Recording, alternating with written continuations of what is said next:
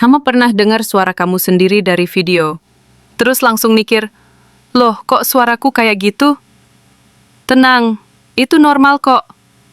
Soalnya pas kita ngomong, suara kita masuk ke telinga dari dua arah.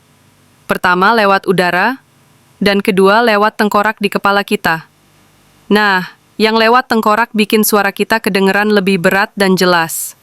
Tapi kalau kamu dengar suara dari rekaman, itu cuma suara yang lewat udara aja, makanya jadi kedengeran beda, kayak orang lain.